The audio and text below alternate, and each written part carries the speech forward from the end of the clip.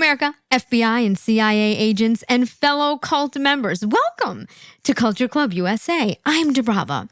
In this episode of Culture Clips, Ben Affleck goes on CNBC and says that he wants AI to get off his lawn.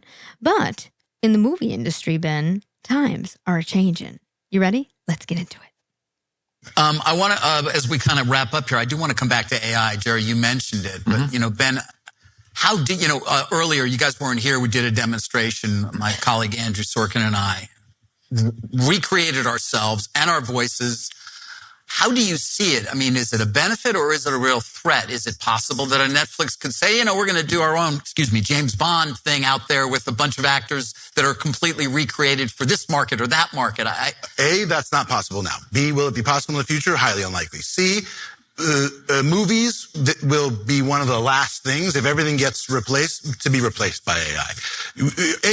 First of all, let me just bring this back. Look at his body language. I mean, he is just like unhinged. The other guy's like, yeah. Look at this one on the right. He's like, yeah. And Ben Affleck's like, get off my lawn, AI. You will not take my money. I mean, this is just, I'm preparing you now. It seems like Ben Affleck may be heading to be one of the last of the Mohegans, okay? I mean, hello, AI, Ben, I don't know. You might want to change your thought process on this, or maybe call Elon and get a brain chip. Just saying. Or with a bunch of actors that are completely recreated for this market or that market. A, that's not possible now. B, will it be possible in the future? Highly unlikely. C, movies will be one of the last things, if everything gets replaced, to be replaced by AI. AI can write you excellent imitative verse that sounds Elizabethan. It cannot write you Shakespeare. The function... I don't know, Ben. I don't know. I mean, I get where you're going with this. AI, first of all, if we rolled back to the beginning of what he's saying, first of all, that's not possible. Well, it's not possible now, but it's pretty darn close. It's pretty darn close. We're not in the era of, in the next 40 years, AI will be amazing and be able to do that. No, it's like in the next 4 months. We're moving at the speed of light, Ben. Your brain has to keep up, okay? Your brain has to keep up because AI, that's the one thing Elon Musk says is that it's going to get to the point where we need brain chips. I know this sounds really nuts, and I actually laughed the first time I heard this, but when you think about it, it's kind of scary. We're not going to be able to keep up with AI, okay? It's not vice versa. If they're adapting to our behavior, what's next? Think about it. I digress.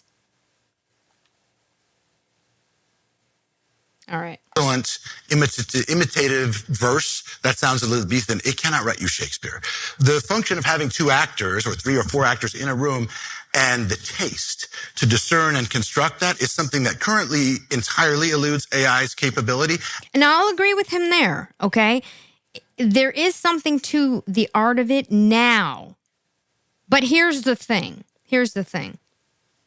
First of all, actors aren't that great anymore anyway. He's older. So, he came up in a different time. Who's replacing him? These kids that are glued to their phones, that play video games all day? Are they experiencing life? How do you get to the point where you become a writer and actor and producer like Ben Affleck? Okay, it takes a certain type of experience to actually become Ben Affleck. Now, anybody around kids knows that you're not having the same experiences today as a 2, 3, 4, and 5-year-old, and that's where it all starts, 6, 7, as he did. You're not reading books, you're playing video games, you're watching Mr. Beast. You want to become a computer programmer, okay? That's why music is dead. Who wants to be a musician? Where are the rock bands? Where's the art? Where's the creativity? So when he says that, right now, AI, you can't get the same vibe as like, say, a Robert De Niro and a Al Pacino in Heat, because they're working off each other's energy. But it'll only be a matter of time until AI actually can. Right? He entirely eludes AI's capability, and I think will for a meaningful period of time. What AI is going to do is going to disintermediate the more laborious, less creative, and more costly aspects of filmmaking that will allow costs to be brought down, that will lower the barrier to entry, that will allow more voices to be heard, that will make it easier for the people who want to make Good Will Huntings to go out and make it. Look, AI is a craftsman. At best, craftsmen can learn to, make stickly furniture by sitting down next to somebody and seeing what their technique is and imitating. That's how large video models, large language models basically work. A library of vectors of meaning and transformers that interpret the context, right? He's delusional. He's actually delusional. He does make some points, but he's super behind the times. He really is. He's literally the last of the Mohegans. His thoughts right now are in his wallet, and it's an egotistical, narcissistic way of thinking. See, he's thinking that he's so talented and so good and so amazing that nobody can outdo him. But actually, I think he's wrong. Again, I'm going to tell you what I think here quickly before I let him continue on. See, I think what's really hitting him and Robert De Niro and who's the other one that was unhinged? George Clooney. All of these actors that have been, that are extremely talented, by the way, completely skilled, right? Whether they're all of the above, artist, writer, producer, actor, you know what I mean? Or just an actor, whatever. They're extremely skilled. They're gifted, but it took work to get there. It doesn't just happen overnight. You have to study, you have to practice. It's that 10,000 hours, right? The thing with him, and that I think is with all of them, and I'm speaking about all of them now, not just Ben Affleck, is that they are realizing that because they are the industry of Hollywood, they are the Hollywood elites. They did this to themselves. You've held people back. You've, stopped being realistic and truthful. There's this thing I always say called the Hollywood deception. You put mediocre talent, mediocre actors, mediocre everything out and say they're the best things in sliced bread. You've dumbed down the expectations of a great actor or actress. Okay? You see what I'm trying to say here? So inevitably you did it to yourself. Because now the kids coming up on stuff, they don't expect you anymore. They don't expect real talent anymore. It doesn't really matter. They're happy with the AI. They're happy with the low-level crap that Hollywood has been putting out. Also, your wokeism also got you here, okay? Because people don't care about you anymore. Okay, you're not making Good Will Hunting anymore. You're not writing movies, Ben, like Inception anymore. It's woke nonsense that no one wants. So you've done yourself dirty on both of those points I just made. I digress. Interpret it in context, right? But they're just cross-pollinating things that exist. Nothing new is created. Not yet. Yeah, not yet. And really, in order to do that, look, craftsman is knowing how to work. Art is knowing when to stop. And I think knowing when to stop is going to be a very difficult thing for AI to learn because it's taste. And also, lack of... It's already done it. It already has. Think about how many careers AI is literally right before us eliminating. Okay, photography. I mean, this is so crazy. I have seen apps where people are making headshots on their phone that look like completely professional photos. Photography's done. I mean, photography's over, okay? How about special effects, which, done. I mean, when you have an app on Instagram that can like blow things up think about real talent behind these tools. See, that's what he's not thinking about. When you do have actual talent and they get these tools, it's kind of like, a baseball player that's the best in the world, but then on steroids. You're done. It's not going to go backwards. It's only going to go forward, which mentally he is stuck in the archives. Because it's taste. And also lack of consistency, lack of controls, lack of quality. AI for this world of generative video is going to do key things more. I wouldn't like to be in the visual effects business. They're in trouble because what costs a lot of money is now going to cost a lot less. And it's going to hammer that space, and it already is. And maybe it shouldn't take 1,000 people to render something, but it's not going to replace human beings making films. It may make your background more convincing. It can change the color of your shirt. It can fix mistakes that you've made.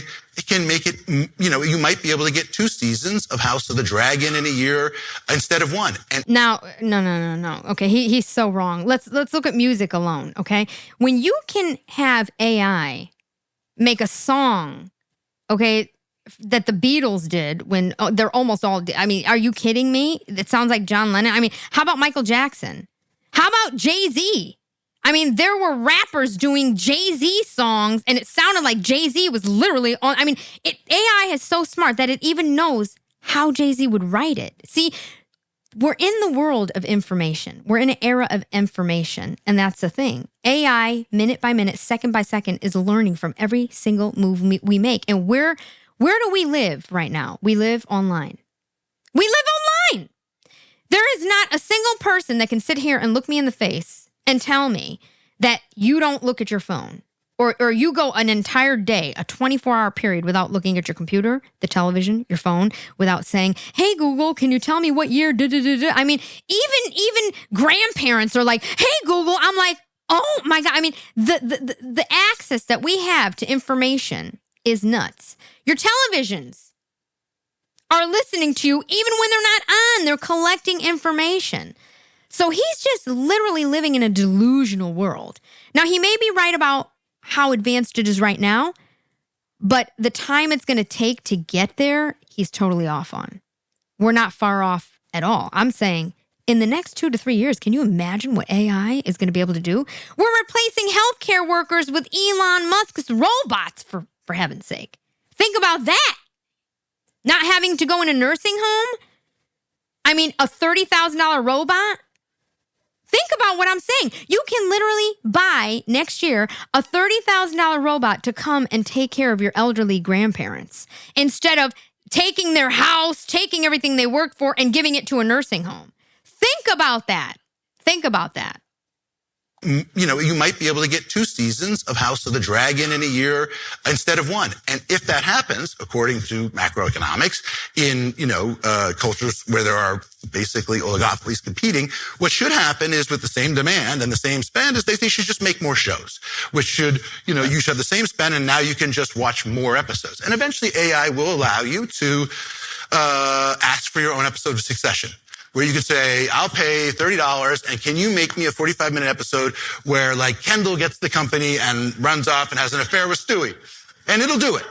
And it'll be a little janky and a little bit weird, but it'll know their stats, it'll know those actors, and it will, remix it in effect, right. And it will do that.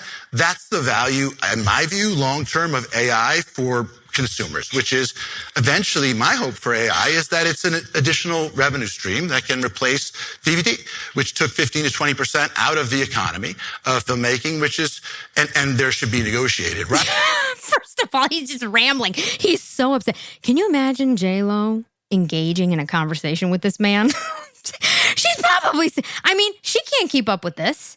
See, this is why they got divorced, all right? It was a long, long time ago when all he was looking at was her bum, okay? Thinking, I just want to get her in bed. Now he wants to have intelligent conversations. And can you imagine Jennifer Lopez? She's like, okay, just write me the script. Like, are you going to make me I need 2 more movies, 3 more before the divorce. Okay, can you imagine? Can you imagine?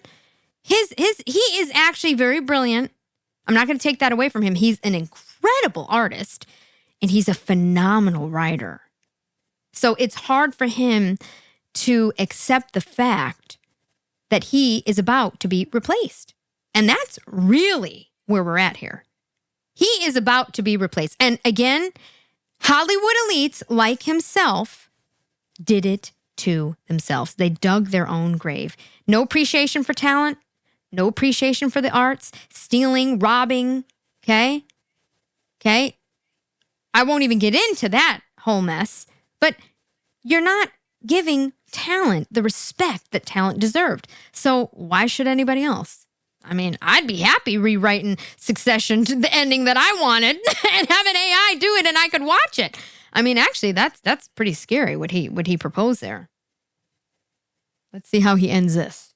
AI is that it's an additional revenue stream that can replace DVD, which took 15 to 20% out of the economy of filmmaking, which is, and there should be negotiated rights and visual rights to say, if you want to, because what do people want to make? 5-minute, 30-second TikTok videos where they look like the Avengers.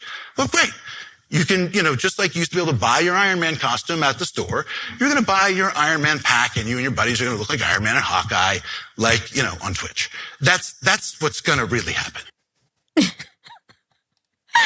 Oh, poor Ben Affleck. Poor Hollywood, okay? I don't feel sorry for them one bit. You did it to yourselves, and you're getting what you deserved. And again, all the woke nonsense, Ben, that you've been pushing, we didn't want it anyway. I'll take AI over any of you any day of the week. I'm Dubrava. I hope you enjoyed this culture clip. Please don't forget to like, share, and subscribe, and I'll see you on the next one. Take care.